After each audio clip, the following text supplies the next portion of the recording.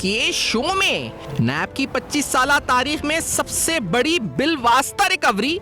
BRT Peshawar project में कौमी खजाने को 168.5 अरब रुपए की बचत हुई।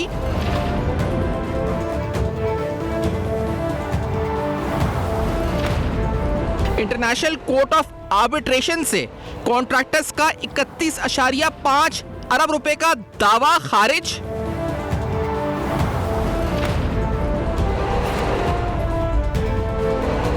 पेशावर बीआरटी के सिविल वर्क्स के 6 कॉन्ट्रैक्ट्स गलत तरीके से अवार्ड किए गए थे। 3 कॉन्ट्रैक्ट्स रोड के और 3 कॉन्ट्रैक्ट्स बिल्डिंग के थे।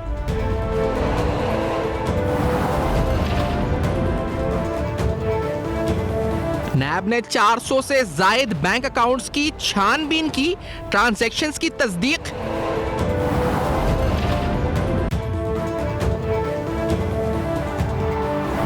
इंकिशाफ के पीडीए को 2 अरब रुपए की जाली गारंटी भी जमा करवाई गई।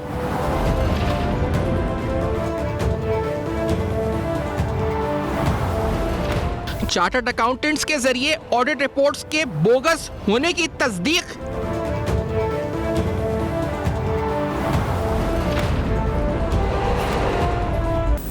अस्सलाम वालेकुम। पस पर्दा हक़ाइक़ सनसनीखेज़ इंकिशाफ़ात प्रोग्राम बेनकाब में हूँ आपके साथ सैफ़ान खान।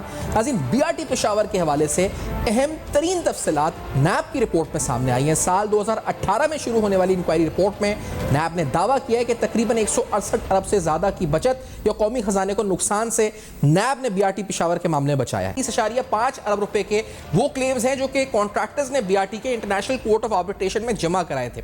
इस रिपोर्ट में जो नैब की तरफ से इन्वेस्टिगेशन जो इसमें सिर्फ ये नहीं बल्कि इसमें यह इंकिशाफ भी हुआ कि इस प्रोजेक्ट की कॉन्ट्रैक्टर्स की तरफ से कॉस्ट को जानबूझकर एस्केलेट किया गया और इस कॉस्ट को न सिर्फ एस्केलेट किया गया बल्कि तकरीबन 66 बिलियन रुपीस के फेक क्लेम्स जमा कराए गए।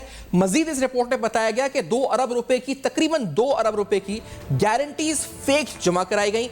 फेक ऑडिट रिपोर्ट्स कॉन्ट्रैक्टर्स की तरफ से जमा कराई गई। मामला सिर्फ यहां रुका नहीं बल्कि जिन इंटरनेशनल फर्म्स को ये 6 सिविल कॉन्ट्रैक्ट्स, 3 बिल्डिंग के कॉन्ट्रैक्ट्स और 3 रोड के कॉन्ट्रैक्ट्स अवार्ड किए गए, उन इंटरनेशनल फर्म्स ने ये कॉन्ट्रैक्ट लोकल फर्म्स को दिए और इस मद में तकरीबन 2% उनसे चार्ज किया और इस मद में 1 अरब रुपए की पेमेंट्स उन इंटरनेशनल फर्म्स को हुई। इस पूरी सूरत हाल में नैब की तरफ से जो तफसीलात सामने आई कि नैब ने तकरीबन जो 66 बिलियन के क्लेम्स थे उनकी उसको भी पकड़ा और जिसकी वजह से तकरीबन 9 अरब की बचत वहां हुई कौमी खजाने को। और मजमूई तौर पर जो नैब का क्लेम है कि 168.5 बिलियन रुपीस की जो इसमें बदनवानी थी या इसमें एस्केलेशंस थी उसको नैब ने एक्सचेकर को लॉसेस से बचाया और ये इस वक्त नैब का क्लेम है। लेकिन साथ साथ आपको बताते चलें कि खैबर पख्तूनख्वा जो कि क्लेम करता है, वहाँ की जो पार्टी है रूलिंग के, हम करप्शन फ्री एक मुल्क या सूबा रन करना चाहते हैं, 90 दिन में हम करप्शन ख़त्म कर देंगे। वहाँ पर जो ऑडिट रिपोर्ट आई है उस पर भी सनसनीखेज़ इंकिशाफात, क्योंकि बीआरटी का जिक्र हो रहा है तो बीआरटी के हवाले से ही सनसनीखेज़ इंकिशाफात इस ऑडिट रिपोर्ट में भी हुए। इस ऑडिट रिपोर्ट में बताया गया कि किस तरह तकरीबन जो क्लेम्स हैं 360 मिलियन रुपीज़ के 36 करोड़ रुपए के कॉन्ट्रैक्टर्स की पेमेंट है। And during audit of the accounts of Peshawar development authority for the financial year 2021-2022, it was observed that amount of 360 million rupees was outstanding against the BRT contractors। यानी ये amount ऐसी थी जो कि पीडीए को collect करनी थी बीआरटी कॉन्ट्रैक्टर्स से। मजीद कहा गया ऑडिट रिपोर्ट में कि the finance directorate failed to recover the amount from the BRT contractors till date of audit that is 2023 June. यानी 21-22 में ऑडिट ने एक पकड़ा के 360 मिलियन की पेमेंट्स हैं जो कि पेशावर डेवलपमेंट अथॉरिटी को लेनी है बीआरटी कॉन्ट्रैक्टर्स से, लेकिन जून 2030 तक वो पेमेंट्स नहीं ली गई। इस रिपोर्ट में मजीद बताया गया कि the directors BRT reach 1, 2 and 3 and building failed to intimate the outstanding dues against the BRT contractors to the quarter concerned for incorporating in the detailed list of the outstanding dues to be recovered from the contractors. The lapse occurred due to work internal controls which resulted in non-recovery of the outstanding dues. मजीद इसमें कहा गया कि 2 साल का अरसा गुजरने के बावजूद ये तमाम की तमाम जो अमाउंट है या आउटस्टैंडिंग है और कहा यह गया ऑडिट रिपोर्ट में कि इसकी earliest recovery from the contractors जो है इसको ये करा जाए क्योंकि ये एक बहुत बड़ा फॉल्ट है। मजीद इस रिपोर्ट में हाईलाइट किया गया कि बीआरटी की बसेस के हवाले से the fleet was not supplied till the date of audit. जो है पेमेंट्स हुई हैं, लेकिन जो बीआरटी की बस फ्लीट्स थी वो सप्लाई नहीं की गई। ये भी एक बड़ा अहम इशू ट्रांसपोर्ट डिपार्टमेंट के ऑडिट में हाईलाइट किया गया और ऑडिट रिपोर्ट पे सामने आया तफसीलात। और मजीद जो कंस्ट्रक्शन हुई हॉस्टल्स की, उसके बारे में कहा गया कि तकरीबन 12 करोड़ रुपए से जायद उस पर खर्च हुए, लेकिन उसको ना कोई प्लान किया गया। बीआरटी के ऑनगोइंग वर्क की वजह से it was completely irrational and non comprehendable. ये इस पर ऑडिट रिपोर्ट में लफ्ज़ इस्तेमाल हुए कि इसकी वजह से कौमी खजाने को 12 करोड़ रुपए का नुकसान हुआ। तो नैब के अलग इंकशाफात हैं और रिपोर्ट में अलग इंकशाफात हुए हैं। समर बिलोच साहब अवामी नेशनल पार्टी की सीनियर रहनुमा और अहमद कुंडी साहब पीपल्स पार्टी के सीनियर रहनुमा प्रोग्राम में साथ मौजूद है। दोनों खुशामदीद कहते हैं। पहले समर साहब ये बताइएगा, क्योंकि क्लेम्स तो बहुत थे बीआरटी को लेकर, नैब ने तो कट्टा छट्टा खोल दिया कि 170 अरब रुपए की बचत उन्होंने की है, शायद इससे भी ज्यादा के इसमें बदनवानी के मामलात हों। तो क्लेम्स तो थे कि it was a flagship project, लेकिन नैब कहता है कि it is one of the biggest recovery in 25 years of NAB history. Samar साहब। बिस्मिल्लाहिर्रहमानिर्रहीम। देखें, मेरा और मेरी पार्टी का पिछले महीनों से ये मौक़िफ़ है कि ये फ्लैगशिप प्रोजेक्ट ऑफ करप्शन था और बीआरटी पे जिस दिन प्रॉपर इंक्वायरी बैठी तो लोगों को पता चलेगा कि बीआरटी में कितने अरब रुपए की करप्शन हुई है। देखिए, पेशावर में हर बड़े शहर की तरह एक मास ट्रांजिट सिस्टम ज़रूरी था। मास ट्रांजिट सिस्टम की यहाँ पे हम बात नहीं कर रहे, लेकिन जो लोग पेशावर की जोग्राफ़ी से बाखबर हैं उनको पता होगा कि पेशावर की जो मेन शाहरग्स हैं वो इन्होंने इस बीआरटी बना के बिल्कुल चोक कर दी हैं। पेशावर में 1, 2, 3 घंटे के ट्रैफिक जैम्स इस बीआरटी के बाद मामूल की बात बन गई और जिन बेदर्दी से आवाम का पैसा लगाया गया है, खैबर पख्तूनख्वा का पैसा इस प्रोजेक्ट पे लगाया गया है, ना सिर्फ ये कि ये अरबों रुपए के बकाया जात रहते हैं, लेकिन जिन जिन कॉन्ट्रैक्टर्स को इसके ठेके मिले हैं, अगर वो इन्वेस्टिगेट किए जाएं तो वो आपको पता चल जाएगा कि जी वो उनके ब्लू आइड बॉयज़ थे, किन फ्रंटमैन के ज़रिए करोड़ों रुपए की रिश्वतों ने एक्सचेंज ऑफ हैंड्स किया है ताकि ये कॉन्ट्रैक्ट्स बेस्ट कंपनी को नहीं लेकिन जो सबसे ज़्यादा रिश्वत दे उसको मिले। और फिर उसके बाद जो नैब के जो एक्स्ट्रा रूट्स थे, इस बीआरटी के जो एक्स्ट्रा रूट्स थे, पिंक बसेस का जो रूट था, ख़वातीन का जो रूट था, इस पे जो दुकानें बननी थी, जिनसे किराए आने थे, वो सारी चीज़ें तो इसी तरह इनकम्प्लीट रह गई हैं। इन्होंने वो एक हाफ प्रोजेक्ट को स्टार्ट करके उसके ऊपर अवाम का, खैबर पख्तूनख्वा का अरबों रुपए लगा के और अब उन्होंने इस प्रोजेक्ट से हाथ धर लिया है। अभी तो नैब ने जो इंक्वायरी की है ये टिप ऑफ द आइसबर्ग है। इस आइसबर्ग में अभी बहुत नीचे जाना है, इसमें बहुत बड़े बड़े नाम निकलने हैं, इसमें साबिक चीफ मिनिस्टर्स की इन्वॉल्वमेंट है, उनके फ्रंटमैन की इन्वॉल्वमेंट है और फिर आप देखेंगे जो लोग आजकल सूबाई हुकूमत का हिस्सा हैं उनके इसमें काफ़ी बड़े बड़े कारनामे उन्होंने अंजाम दिए। लेकिन ये जो सब हो रहा था अहमद कुंडी साहब के उस वक्त क्या नैब सो रहा था? मैं क्या बोलूं, मुझे कहना नहीं चाहिए लेकिन it's a very harsh word.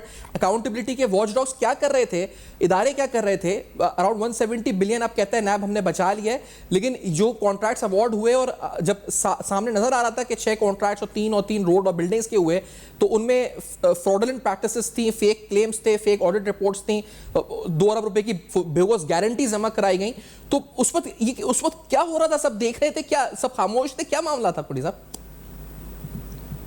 सबसे पहले तो मैं अब तक चैनल का बेहद मशकूर और ममनून हूँ जो कम अज़ कम खैबर पख्तूनख्वा की करप्शन के ऊपर इनकी नज़र पड़ गई है, क्योंकि एक ज़माने में तहरीक इंसाफ जो थी ये एक लाडली पार्टी गिनी जाती थी, जमात गिनी जाती थी। कम अज कम वो मैं आपको ये क्रेडिट देता हूँ, देर आए पर दुरुस्त आए। ये बातें तो समर बिलोच साहिबा बैठी हुई है। लेकिन उंडी साहब ये हमारी तो आंखें खुल गई हैं, चौंका देने वाले इंकशाफात हैं। आपकी नज़र में कितने चौंका देने वाले इंकशाफ हैं? या आपके इल्म में क्या था इस बारे में कुंडी साहब? मेरी गुजारिश सुने ना, तो ये हम लोग पिछली दफा असेंबली में इकट्ठे थे और हमने सिर्फ ना के बीआरटी बल्कि बीआरटी जो ये मास ट्रांजिट प्रोग्राम था पेशावर का, आज भी आप मिनट्स ऑफ द मीटिंग निकाल लें जिस कैबिनेट में इसकी अप्रूवल हुई थी, उसमें जमात इस्लामी उस वक्त इनके साथ कोएलिशन पार्टनर में थी और इनायतुल्ला साहब जो थे वो जमात इस्लामी के वजीर थे। उनका आज भी डिसेंटिंग नोट जो है वो आज भी पड़ा हुआ है, जो इसकी ज़रूरत जिस तरीके से आप लोग करना चाहते हैं ये नहीं होनी चाहिए। इन्होंने हमारे तारीखी आर्टरी जो है जिसको हम ग्रैंड ट्रंक रोड कहते थे उसको बिल्कुल तहस नहस कर दिया। ये एक तारीखी ट्रेड रूट था ये खैबर पख्तूनख्वा का, जिसके ऊपर इन्होंने बीआरटी बना के लोगों को एक अजाब के नीचे कर दिया। जो आप बात कर रहे हैं ये तो ऑडिट रिपोर्ट्स है, आप इनकी बाकायदा नैब की इसमें इंक्वायरी हुई, जिसमें जाके बाद में अगर आपको याद होगा इन्होंने पेशावर हाई कोर्ट से इसके ऊपर बाकायदा स्टे ऑर्डर ले लिया था, जो नैब इंक्वायरी जो है रोक दी जाए। उस वक्त हम मेंबर थे अपोजिशन में, हम बड़े चीखते रहे, लेकिन उस वक्त ये लोग लाडले थे तो कोई बात। ये सिर्फ बीआरटी की बात नहीं है, आप इनका सुनामी प्रोजेक्ट उठा के देख लें, आप इनका वर्क्स एंड सर्विसेज में जितने कॉन्ट्रैक्ट थे इन्होंने तमाम ब्लू आइड लोगों को दिए। और अभी आजकल जो हो रहा है, मैं आपके सिर्फ गोश गुजार करना चाहता हूं, जितना भी थ्रो फॉरवर्ड है ये एक एक कॉन्ट्रैक्टर्स को बुलाते हैं चीफ मिनिस्टर हाउस में और उनसे मुका करके कहते हैं आप कितनी कमीशन हमें देंगे, हम आपको उतना थ्रो फॉरवर्ड में से रिलीज करके आपको देंगे। ये बात आप नोट कर लें, ये बड़ी एक तारीखी बात है, क्योंकि हमें बड़े मुश्किल से मौका मिलता है जो किसी नेशनल चैनल पे बैठ के पीटीआई की करप्शन को बेनिकाब करें, क्योंकि पीटीआई की खिलाफ उस वक्त भी नेशनल मीडिया कोई बात सुनने को तैयार नहीं थी। लेकिन मैं आपको आज क्रेडिट देता हूं अब तक टीवी को, जिन्होंने हमारे खैबर पख्तूनख्वा जैसे गरीब सूबे के ऊपर जो करप्शन हो रही है जी। मैं उसी जिले से ताल्लुक रखता हूं जहां से चीफ मिनिस्टर है, वहां पे आप यकीन नहीं करेंगे क्लास 4 की नौकरियों की खरीदो फिरोख्त की मंडी लगी हुई है वहां पे। आपको मैं इन्वाइट करता हूं खैबर पख्तूनख्वा, आप अपना नुमाइंदा भेजें, रिलीजेस के ऊपर पैसे लिए जा रहे हैं, क्लास 4 की नौकरियां बेची जा रही हैं, कॉन्ट्रैक्ट अवार्ड करने के लिए मंडी लगी हुई है। बीआरटी की पोजीशन जो इनका फ्लैगशिप प्रोजेक्ट है वो आपके सामने है। इनका आप सुनामी प्रोजेक्ट जो है, जो जिसके ऊपर बाकायदा एक कमेटी बनी थी खैबर पख्तूनख्वा असेंबली की पिछले टेन्योर में, जब हम वहां पे विजिट करने गए तो सारा महकमा छुप गया, क्योंकि उनको डायरेक्शन थी जो इनको नहीं दिखाने, क्योंकि कोई दरख्त थे ही नहीं वहां पे। तो कहने का मकसद ये है खुदारा। अच्छा गुंडी साहब, मैं आपको बताऊं कि it's an honour for me कि आप इस वक्त आप आए हैं यहाँ पे, समर साहब आई हैं और हम रिप्रेजेंट कर रहे हैं, आवाज़ उठा रहे हैं वहाँ की, और ये यकीन करें हमारे लिए इस वक्त हमारा फ़र्ज़ है कि हम अदा कर रहे हैं। लेकिन ये मुझे बताएं सर कि जो कॉन्ट्रैक्ट्स अवार्ड हुए खासतौर पर बीआरटी के, क्योंकि आप ये कह रहे हैं कि थ्रो फॉरवर्ड्स हैं, वो कमीशन उस पर चार्ज कर रहे हैं सर, जो नैब कहता है कि इसमें जो यानी जो नाम सामने आए उन नामों के ऊपर they not only did action, वो कहते हैं कि उनको ईसीएल में डाला गया, कुछ लोगों के रेड वारंट्स इशू हुए बाय द इंटरपोल, और एक कंपनी के ओनर को लाने के लिए ये कोशिशें भी हुई कि एमएलएज और इस पर रेड वारंट्स के जरिए उसको वापस लेकर आया जाए। लेकिन क्या आप मुतमईन हैं इस एहतसाब के अमल से, या आपको लगता है कि बहुत से नाम ऐसे हैं जो बीआरटी पेशावर प्रोजेक्ट के जिनके खिलाफ अभी भी एहतसाब की कड़ी कार्रवाई नहीं हुई है? अहमद साहब देखिए, मैं आपको एक गुजारिश करता चलूं, कॉन्ट्रैक्टर एक सेकेंडरी पार्ट है जी। सबसे पहले तो आप मुझे बताएं, जो महकमा है जिसकी जिम्मेदारी है जो वो कॉन्ट्रैक्ट अवार्ड करेगा तो उसमें ट्रांसपेरेंसी को वो इंश्योर करेगा, वो बैंक गारंटीज जो दी जाती हैं, आज आप ये अपने पास नोट कर लें। मैं आपको सब्जेक्टिवली बताता हूँ, वेस्ट इंडीज जैसे मुल्क की बैंक गारंटीज यहाँ पे जमा की गई हैं। आप ये बैंक निकाले तो मेरे ख्याल में ये बैंक शायद एग्जिस्ट करता होगा, लेकिन बैंकों की अपनी रैंकिंग होती है जिसकी बैंक गारंटीज आप देते हैं, क्योंकि इतने बड़े प्रोजेक्ट के लिए आपको एक स्पेशलाइज्ड कॉन्ट्रैक्टर्स चाहिए होते हैं। ये कॉन्ट्रैक्टर पंजाब में ब्लैक लिस्ट हो चुका है, लेकिन मैं फिर भी कॉन्ट्रैक्टर की तरफ नहीं जाना चाहता। मुझे आप ये बताएं, पीडीए जैसा डिपार्टमेंट और लोकल गवर्नमेंट जैसा डिपार्टमेंट और मास ट्रांजिट जैसा डिपार्टमेंट ये मौजूद थे, महकमा क्या कर रहा था उस वक्त जब ये कॉन्ट्रैक्ट अवार्ड हो रहे थे? और ये जब बैंक गारंटीज आती हैं तो उसकी आप वेरिफिकेशन बाकायदा करते हैं। ये ऐसे अवार्ड कॉन्ट्रैक्ट नहीं हो तो उसका अपना पूरा प्रोसीजर है। जब आप बिड सबमिट करते हैं, आप उसकी स्पेशलिटी देखते हैं, आप उसका एक्सपीरियंस देखते हैं, आप उसके सिमिलर नेचर ऑफ वर्क देखते हैं, जो कि मेरे पूरे यकीन में है इन चीजों को बाकायदा नजरअंदाज किया गया और इंटेंशनली नजरअंदाज किया गया। मैं आपको चैलेंज करता हूं, आप सिर्फ ये बैंक गारंटी निकाल लें वेस्ट इंडीज के बैंक से जो दी गई है, that is totally bogus and fake, जिसके बगैर कॉन्ट्रैक्ट अवार्ड नहीं हो सकता था। ये तो बात की बात है जिसके ऊपर ये लोग बातें डाल रहे हैं। उसके बाद जो आप कह रहे हैं इसकी कॉस्ट एस्केलेट हुई है, सिर्फ कॉस्ट एस्केलेट नहीं हुई, जिस आइटम के अंदर अट्रैक्शन थी और कॉन्ट्रैक्टर को प्रॉफिट मैक्सिमम था, वही आइटम जो है वो एस्केलेट हुए हैं, ना कि वो आइटम जो जिसकी जरूरत थी।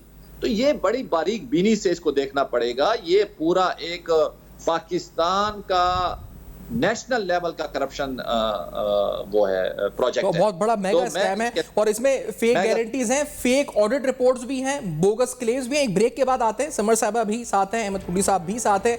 अहम तरीन नैप कर रही है लेकिन हमारे गेस्ट और ज्यादा सनसनीखेज इंकशाफात और हकायक बयान कर रहे हैं। ब्रेक के बाद मजीद बात करेंगे, हमारे साथ रहेगा।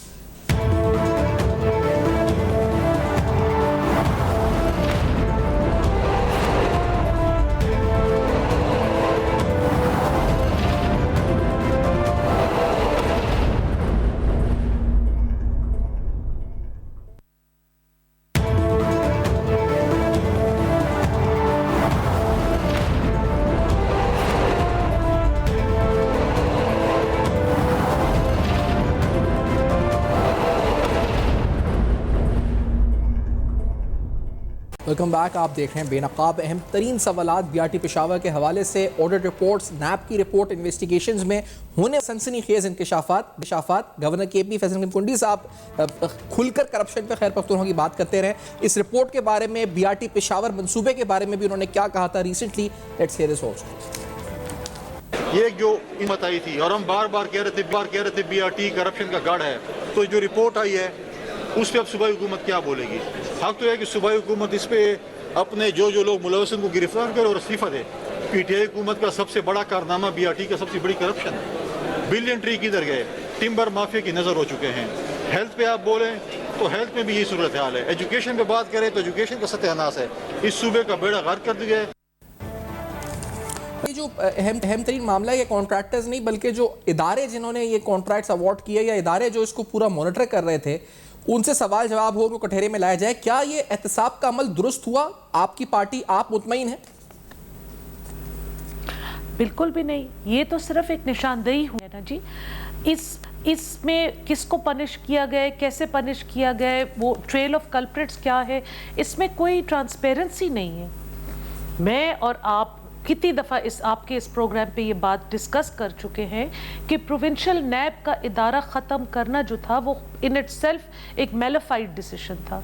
उसके पीछे बदनीयती थी और वो अपनी यही करप्शन छुपाना चाह रहे थे। कभी वो बीआरटी के ऊपर आपने चीफ मिनिस्टर साहब जो कि इतने बड़े बड़े बयान देते हैं और खैबर पख्तूनख्वा की आवाम को, बिलखसूस यूथ को उकसाते हैं कि रियासत पाकिस्तान को आड़े हाथ ले लें, उन्होंने इस इतने बड़े स्कैंडल पे कोई एक दफ़ा भी कोई बात की है? उनकी तरफ से कोई बयान आया है, कोई रद्द अमल आया है? वो सिर्फ इस्लामाबाद और पंजाब पे चढ़ाई करने के मूड में है। जो उनकी नाक के नीचे हो रही है, उनकी गवर्नेंस में जो करप्शन की बड़ी बड़ी मिसालें पकड़ी जा रही हैं, उसके ऊपर हुकूमत का तो कोई रद्द अमल है ही नहीं। वो सिर्फ और सिर्फ अपनी यहाँ पे उन्होंने एक सियासी सर्कस खोला हुआ है। खैबर पख्तूनख्वा के जो वसाइल हैं, खैबर पख्तूनख्वा की जो पुलिस है, वो अपने सियासी अज़ाइम के लिए यूज़ कर रहे हैं। जो अवाम के मसले हैं, जो मेरे और आपके मसले हैं, अगर ये पैसे रिकवर होंगे तो कहाँ जाएंगे? खैबर पख्तूनख्वा की आवाम के लिए इस्तेमाल, लेकिन पूरा लगता है के लिए भी तो नहीं इस्तेमाल होंगे ना। वो तो पाकिस्तान तहरीक इंसाफ की रैलीज में लोगों को नकद कैश देने में और पार्टी के झंडे और पोस्टर्स बनाने में इस्तेमाल। लेकिन समझ ये बताएं कि ये बड़ा एक वेल क्राफ्टेड क्राइम हुआ है कमिट, जो ये सारा बीआरटी का स्कैंडल लगता है। मजीद और स्कैंडल्स भी हैं जिस पर आप लोगों ने, आप भी बात करती रही हैं प्रोग्राम में, अहमद साहब करते रहे। तो ये दावे तो बड़े थे कि शफाफियत के, साफ चलने के, शफाफ चली, साफ चली, 90 दिन में खात्मे के करप्शन के, लेकिन जिस तरह के bogus claims, bogus audit reports, fake जो वो आपकी गारंटीज जो जमा कराई गई वेस्ट इंडीज के बैंक से, तो ये it's a very well crafted, जो बड़े हार्डकोर क्रिमिनल्स टाइप के लोग करते हैं। बातों से तो नहीं लगता था ये सब जो हो रहा है। It's a white collar crime of the highest order, and the whole structure of Pakistan Tehreek-e-Insaf is complicit in this crime. ये बात बहुत क्लियर है, क्योंकि जी नैब का इदारा बंद करना, इसके ऊपर हाई कोर्ट में स्टे लेना, ये इन्होंने हर तरफ एक शिकंजा बिछा दिया था। जो जर्नलिस्ट बीआरटी के बारे में एक्सपोजे करते थे, उनको उनकी जॉब से फायर कराया गया है। उन अखबार को इश्तिहारात नहीं दिए गए हुए। हर तरफ से कोशिश की गई है कि बीआरटी और जो इसके इर्द गिर्द करप्शन हुई है, जिस तरीके से ये डीलिंग हुई है, ये पब्लिक आई से इसको दूर रखा जाए। तो ये सिर्फ कॉन्ट्रैक्टर्स और महकमे तक की बात नहीं है। इसमें जो the rot, it starts at the top, और जब तक हम बड़े लोगों के ऊपर हाथ नहीं डालेंगे, ये बीआरटी का जो मामला है ये कभी भी सही तरीके से आवाम के सामने नहीं आएगा। सही, लेकिन ये बताएं समझ साहब कि अभी जो अहमद साहब ने बताया कि, और आप भी कहती रही हैं कि मौजूदा दौर में भी ये करप्शन जारी है, ये नहीं कि ये साल 2018 की रिपोर्ट है और ये 2018 से जो अब तक मामला बीआरटी के हुए वो हम सामने रख रहे हैं, और अभी जैसे कॉन्ट्रैक्टर्स के जो थ्रो ऑफ्स हैं उसमें से कमीशन उनको चार्ज किया जा रहा है या कहा जा रहा है कि इतना % दे दें, तो इस पर कोई इदारा अकाउंटेबिलिटी का, नैब इस वक्त कुछ नहीं कर रहा, अकाउंटेबिलिटी का इंटरनली कोई मैकेनिज्म नहीं है, तो सब खामोश हैं फिलहाल अभी भी, जब हालांकि इतने चहीते और लाडले नहीं है रियासत के, तो इस वक्त भी खामोशी है मुकम्मल तौर पे, करप्शन तो जारी है। समझता है देखिए जी, जो मे बी इमरान खान साहब आजकल रियासत के लाडले नहीं होंगे, लेकिन चीफ मिनिस्टर साहब अभी भी लाडले हैं। चीफ मिनिस्टर साहब जो किस्म की बातें करते हैं, जो बयानबाजी करते हैं, वो अगर मैं या अहमद साहब करें तो हम अपने पूरे ख़ानदान के साथ जेल में बैठे हों और हमारा कोई अता पता ना हो। ये खैबर पख्तूनख्वा में बेशतर पॉलिटिकल पार्टीज़ ने जब इनसे बहुत कम बातें की हैं तो उनका आगे से जो रद्द अमल आया है वो बहुत सख्त आया है। ये अभी भी लाडले हैं, ये अभी भी लाडलाइज़म है, इनको चाहे आप गुड बॉय कहें, इनको चाहे आप फेवरेट बॉय कहें, ये बात बिल्कुल गलत है कि इनके ऊपर किसी किस्म का कोई प्रेशर है। शकील खान इनकी कैबिनेट के मिनिस्टर थे, वो अडियाला जेल गए, खान साहब तक गए, उन्होंने प्रेस कॉन्फ्रेंस की, अपने ही जो कैबिनेट है उसकी करप्शन को हाईलाइट किया, उनको कैबिनेट से बरतरफ कर दिया गया। कल ये पीडीए की जो करप्शन है उसके खिलाफ असेंबली में 3 टाइम्स कंसेक्यूटिव इनके एमपी आए हैं, फजल इलाही साहब, उनको बड़ा शौक है ग्रिड स्टेशन में बटन ऑन ऑफ करने का, उस वक्त तो ये इनके हीरो बन जाते। कल असेंबली में उन्होंने पीडीए की करप्शन के बारे में दावे के साथ, सबूत के साथ बात की है, लेकिन चीफ मिनिस्टर साहब तो वरीड ही नहीं है, उनका ये एजेंडा ही नहीं है, उनको परवाह ही नहीं है कि सूबे के अवाम के पैसों के साथ क्या खिलवाड़ हो रहा है। और जो दूसरी बात यह है जो जुबान ज़द-ए-आम है खैबर पख्तूनख्वा में कि ये उनकी मिली भगत है, चीफ मिनिस्टर साहब, उनके भाई, उनके फैमिली मेंबर्स, ये उनकी मिली भगत है। ये जो कॉन्ट्रैक्ट्स दिए जा रहे हैं, जो रिलीजेस हुई जा रही हैं, इन सब में उनका हाथ है, इन सब में उनका सो कॉल्ड कट है और एक परसेंटेज है, उस परसेंटेज के बगैर खैबर पख्तूनख्वा में एक कागज़ इधर से उधर नहीं होता। और इस पर अहमद साहब, इस वक्त के जो इदारे जो मौजूदा दौर में करप्शन हो रही है, जिसका आप भी निशानदेही कर रहे हैं, समर साहब ने भी की, तो उस पर कॉन्ट्रैक्टर्स के पैसे, रिलीजेस हो, नौकरियों की फरोख्त हो, क्या इस पर मुकम्मल खामोशी है, और है तो क्यों है? इदारे क्या, नैब और तमाम जो अकाउंटेबिलिटी वॉचडॉग्स हैं किधर हैं, क्या कर रहे हैं? अहमद कुंडी साहब जी। मैं अब तक चैनल का शुक्रिया अदा करता हूं जो उन्होंने एक गरीब सूबे खैबर पख्तूनख्वा के नेशनल स्कैम्स को बेनिकाब किया है। आप सिर्फ रिलीजेस के ऊपर मत जाएं। इन्होंने अभी गंदम खरीदी है रिसेंटली, हमारे पास सारे प्रूफ है जो कि हम अभी पब्लिक अकाउंट्स कमेटी में भी लेके जा रहे हैं। अगर वहां पे वो एड्रेस ना हुआ तो हम इसको तमाम फोरम्स पे लेके जाएंगे। अरबों जो कि किसान से खरीदनी थी, इनके ठेकेदारों ने पंजाब से और दूसरों सूबे से ला के महकमे को दी है। और जब उनसे पूछा जाए आप कौन है, आप तो किसान ही हैं, तो उनको कहा जाता है, इनको टास्क दिया गया है जो खैबर पख्तूनख्वा पाकिस्तान तहरीक इंसाफ के जलसे के लिए ट्रांसपोर्ट अरेंज करना, उनके लिए तमाम सहूलियात अरेंज करना। और एक और बात आप अपने चैनल पे नोट कर लें, अभी रिसेंटली इन्होंने आंसू गैस खरीदे हैं खैबर पख्तूनख्वा में करप्शन करके। वो आंसू गैस इस्लामाबाद पुलिस के खिलाफ और पंजाब पुलिस के खिलाफ इस्तेमाल होते रहे हैं, जिनके प्रूफ शायद आपके पास भी मौजूद। और ये बाकायदा एक जत्था है जिसने 9 मई का वाकया किया, और इनको अगर मौका मिला तो ये 9 मई से भी ज्यादा एक तवाना तौर पे वाकया करना चाहते हैं, जिसकी क़यादत बदकिस्मती से खैबर पख्तूनख्वा के वजीर आला कर रहे हैं। और उनको वजीर आला की पोजीशन पे इसीलिए बिठाया गया है जो वो अच्छे तरीके से वसाइल अरेंज कर सकते हैं, जत्थे अरेंज कर सकते हैं, और उसके लिए जितना मवाद बारूदी किस्म का चाहिए हो, चाहे पेट्रोल बम चाहिए हो, चाहे आंसू गैस चाहिए हो, ये तमाम अरेंजमेंट उनके जिम्मेदारी होती है। उनके नीचे पूरी टीम है जिसके ऊपर तमाम लोगों को इस चीज का पता है। लेकिन हम बार बार इस बात को हर फोरम पे अहमद साहब, ये जो वीट स्कैंडल है, इस पे हमने देखा कि सलीम शाह हूती साहब लॉयर हैं, वो कोर्ट भी गए, उसको हमने प्रोग्राम में उनको लिया था। ख्वाजा मोहम्मद हूती साहब साबिक वजीर भी थे।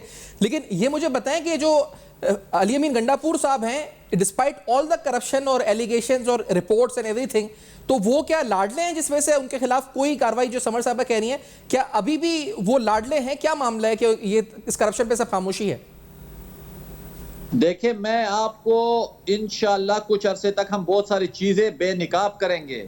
जिस तरीके से अली अमीन को जिस तरीकाकार के जरिए चीफ मिनिस्टर बनाया गया, जिस तरीके से मैनूवरिंग की गई, तहरीक इंसाफ के तमाम आला क़यादत को साइड पे किया गया, मैंने आपको कहा इनकी इसको यही टास्क देने के लिए ताकि ये फसाद बर्पा कर सकें, ये तशद्दुद कर सकें, ये जबर के जरिए और ताकत के जरिए तहरीक इंसाफ का पैगाम प्रोमोट कर सकें, ये इनकी स्पेशलिटी थी। और ये जो आप देख रहे हैं पाकिस्तान तहरीक इंसाफ खैबर पख्तूनख्वा में 2/3 मेजॉरिटी से भी ज्यादा कभी जिंदगी में नहीं हुआ, लेकिन अटक पुल से इस तरफ कुछ भी नहीं है। कहने का मकसद यह है, जिस तरीके से इन लोगों को मुसल्लत किया गया, ये कारकर्दगी की बुनियाद पे नहीं था, बल्कि जो मजलूमियत की फिल्म चलाई गई 1 साल 1.5, उस तरीके से जो इनको ओपनली यहाँ पे लाया गया, वो हम बेनिकाब करेंगे। मैं तो आपको चैनल को खिराज तहसीन पेश करता हूँ। आपने BRT जैसे, जिसके ऊपर हम चीख के थक गए हैं, बाकायदा इसके ऊपर हमने कमेटियां बनाने की कोशिश की है, लेकिन क्योंकि इनकी मेजॉरिटी है, ये लाडले हैं, ये ब्लू आइड है, इसलिए इनकी बात या इनके खिलाफ जो बात है वो उन फोरम्स पे नहीं होती। इनको फौरन हाई कोर्ट से स्टे भी मिल जाता है, इनको फौरन सुप्रीम कोर्ट से भी स्टे मिल जाता है, इनको अदालतों से भी फौरन रिलीफ मिल जाता है। हर इदारे ने इनको सपोर्ट किया है बदकिस्मती से, और जिसकी वजह से ये आज मुसल्लत है। मेरे लिए भी ये इस वक्त आप आए हैं, बहुत बड़ी इस वक्त नवाजिश आपकी। लेकिन जो आपने बातें की हैं कि 170, हम तो समझ रहे हैं 170 अरब रुपए आपने बचाए हैं, लेकिन आपने और समर साहब ने जो बातें की हैं, इससे लगता है कि जिस तरह वो कह रही थी कि टिप ऑफ द आइसबर्ग है, ये मामला बहुत संगीन और ज्यादा बड़ा, और जो हम सोच रहे हैं उससे कहीं ज्यादा वेल क्राफ्टेड, बड़ा एक जिसे कहा जाए होलिस्टिकली बड़ा व्हाइट कॉलर क्राइम किया है, जिसमें तमाम एस्पेक्ट्स को बड़े सोच समझ के किसी ने कवर करके ये सारी करप्शन की है। वी होप सो कि इसमें जो पूरी क़यादत है, पूरी ट्रेल सामने है। अहमद मुंडी साहब, ये चंद नाम और कॉन्ट्रैक्टर्स तक नहीं, बल्कि सही मायनों में एहतसाब हो तो ये तो बहुत से नाम और सियासतदानों के, मिनिस्टर्स के, डिपार्टमेंट हेड्स के इसमें आने चाहिए सामने, मेरे ख्याल से। कुंडी साहब, देखिए, ये बड़ा आसान है किसी कॉन्ट्रैक्टर को क्रिटिसाइज करना और उसके ऊपर हाथ डालना। मेरे ख्याल में सबसे आसान तरीका, सबसे पहले तो आप कैबिनेट की मीटिंग से शुरू हो जी। बाकायदा ये फंड जो यहाँ से कमाया गया था कमीशन की सूरत में, वो पाकिस्तान तहरीक इंसाफ के इलेक्शन कैंपेन में, आप ये निकालें ये कॉन्ट्रैक्ट कब अवार्ड हुए? 6 महीने पहले जब इलेक्शन आ रहा था 2018 का, उससे पहले ये पैसे इस्तेमाल किए गए, बाकायदा मंसूबा बंदी की गई। बार बार जिस तरह समर बीबी ने कहा, ये उस वक्त भी लाडले थे, ये आज भी खैबर पख्तूनख्वा में लाडले हैं।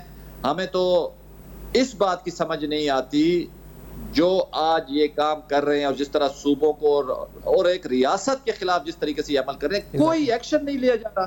ये मुझे बताया, अगर यही अल्फाज और यही तरीकाकार मैं या ANP या पीपल्स पार्टी तो वो बदकिस्मत पार्टी है जिसने खाले के आइन जुल्फिकार अली भुट्टो के केस के लिए 50 साल हमने जदोजहद की, और हमने फिर भी ये नहीं कहा जो हमने पाकिस्तान को कमजोर करने, बल्कि पाकिस्तान खपे का नारा लगाया। इनको रियासत के खिलाफ तकरीरों की भी इजाजत है, इनकी कवरेज भी होती है, रियासत के खिलाफ ये पेट्रोल बम भी इस्तेमाल करते हैं, रियासत के खिलाफ ये आंसू गैस भी इस्तेमाल करते हैं, लेकिन उसके बावजूद भी इनको कुछ नहीं कहा जाता, जो कि हमारे लिए बड़ी परेशान तशवीशनाक और हैरानकुन है। मैं बहुत बहुत शुक्रिया अदा करूंगा अहमद मुंडी साहब, और सम प्रोग्राम में ज्वाइन किया है।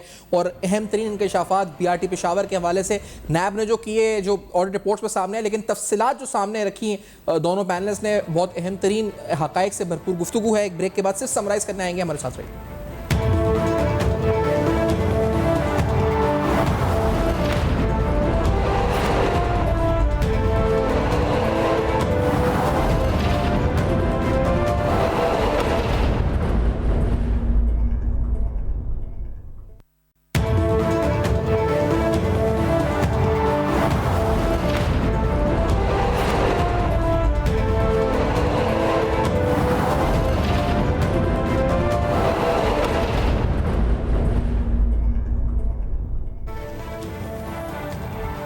Welcome back. आप देख रहे हैं बेनकाब अहम तरीन तफसीलात। नैब ने 170 अरब की कहा कि हमने बचत की है BRT पेशावर मंसूबे में, जहां famous bogus advance payments, bogus guarantees, उसके अलावा ऑडिट रिपोर्ट्स को फेक तरीके से तैयार किया गया। कॉन्ट्रैक्ट्स जो कि 2% के ऊपर लोकल फर्म्स को दिए गए, उस पर 1 अरब और 400 बैंक अकाउंट्स की जांच पड़ताल के बाद नैब ने अरबों रुपए का नुकसान कौमी खजाने को नैब कहते बचाया। लेकिन सवाल वही है कि एहतसाब का ये अमल और पूरी ट्रेल उन अफराद की जो इदारे इसमें मुलव्वस थे, PDA और ट्रांजिट डिपार्टमेंट, उनके अफसरान के खिलाफ क्या कार्रवाई हुई और क्या होनी चाहिए, अहम तरीन सवाल अभी भी एग्जिस्ट करते हैं। फीडबैक आप दीजिएगा फेसबुक, ईमेल और एक्स पर।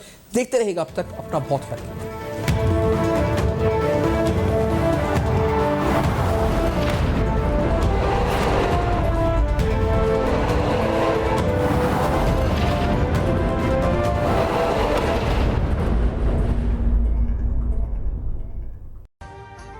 अभी सब्सक्राइब करें ताकि कोई खबर रह न जाए।